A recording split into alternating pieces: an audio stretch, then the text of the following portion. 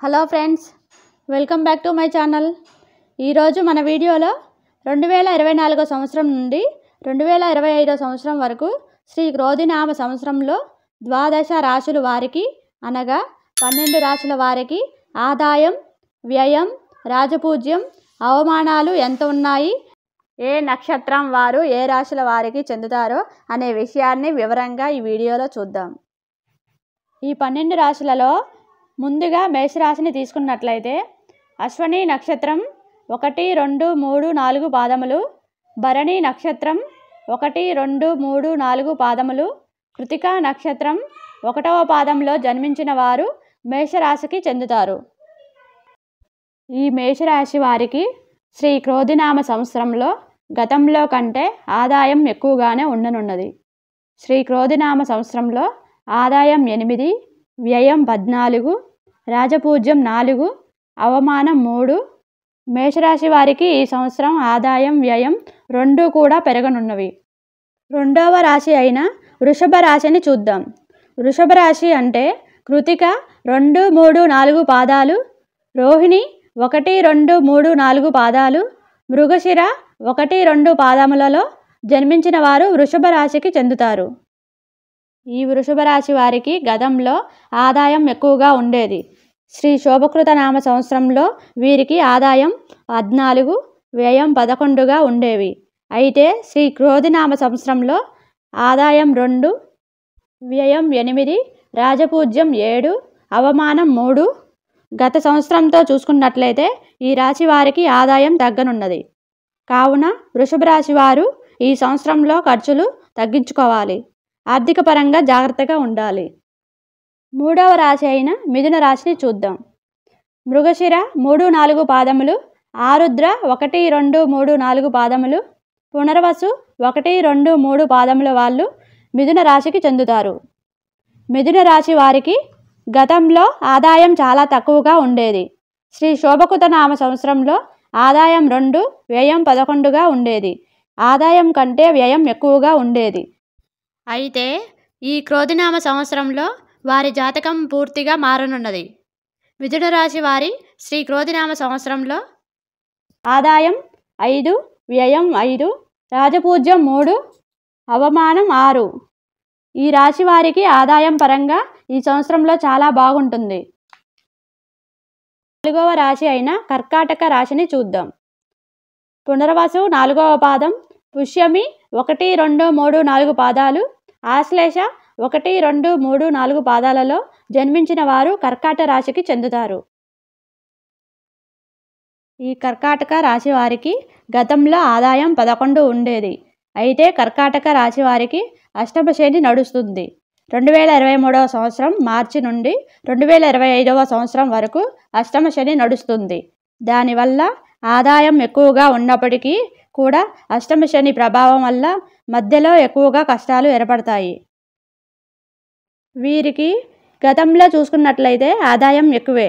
క్రోధినామ సంవత్సరంలో కూడా ఆదాయం ఎక్కువే. ఈ రాశి వారికి అన్ని రాశులతో పోల్చుకుంటే ఈ రాశి వారికే ఆదాయం ఎక్కువగా ఉన్నది. శ్రీ క్రోధినామ సంవత్సరంలో కర్కాటక రాశి వారికి ఆదాయం 14, వ్యయం 2, రాజపూజ్యం 6, అవమానం 6.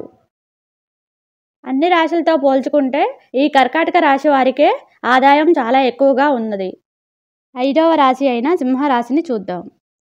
ముఖ 1, 2, 3, 4 పాదాలు, పూర్వ పాల్గొని 1, 2, 3, 4 పాదాలు, ఉత్తర పాల్గొని 1వ పాదంలో జన్మించిన వారందరూ సింహరాశికి చెందుతారు. ఈ సింహరాశి వారికి గతంలో చూసినట్లయితే ఆదాయం ఎక్కువగా, వ్యయం తక్కువగా ఉండేది. శ్రీ శోభకృత నామ సంవత్సరంలో వీరి ఆదాయం 14 అయితే వ్యయం 2గా ఉండేది. కానీ శ్రీ క్రోధినామ సంవత్సరంలో అంటే ఈ కొత్త సంవత్సరంలో తారుమారుగా ఉంటుంది. ఆదాయం 2, వ్యయం 14, రాజపూజ్యం 2, అవమానం 2.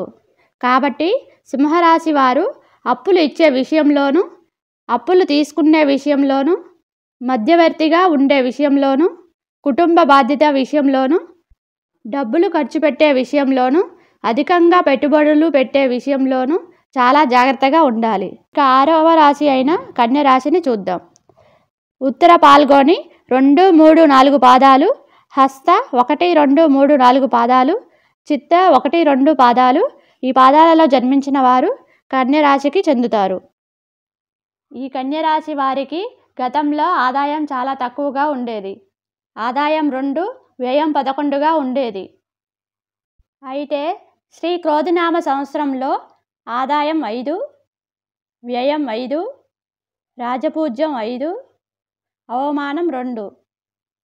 గతంతో పోల్చుకుంటే ఈ సంవత్సరంలో ఆదాయం పెరుగుతుంది, వ్యయం తగ్గుతుంది. 7వ రాశి తులారాశి. తులారాశి అంటే చిత్త 3, 4 పాదములు, స్వాతి 1, 2, 3, 4 పాదములు, విశాఖ 1, 2, 3 పాదములు తులారాశికి చెందినవారు. కానీ తులారాశి వారికి మాత్రం గతంతో పోల్చుకుంటే కాస్త ఆదాయం తక్కువగా ఉంటుంది. శ్రీ శోభకృత్ నామ సంవత్సరంలో ఆదాయం వీరికి చాలా ఎక్కువగానే ఉండేది. ఆదాయం 14, వ్యయం 11గా ఉండేది.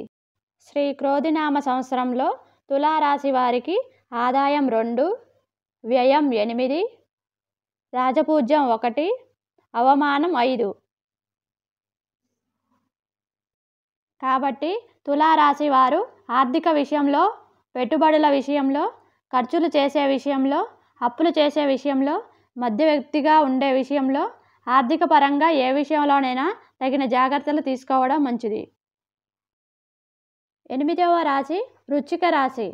వృశ్చిక రాశి అంటే విశాఖ 4వ పాదం, జ్యేష్ఠ 1, 2, 3, 4 పాదాలు, అనురాధ 1, 2, 3, 4 పాదాలలో జన్మించిన వారు వృశ్చిక రాశికి చెందినవారు.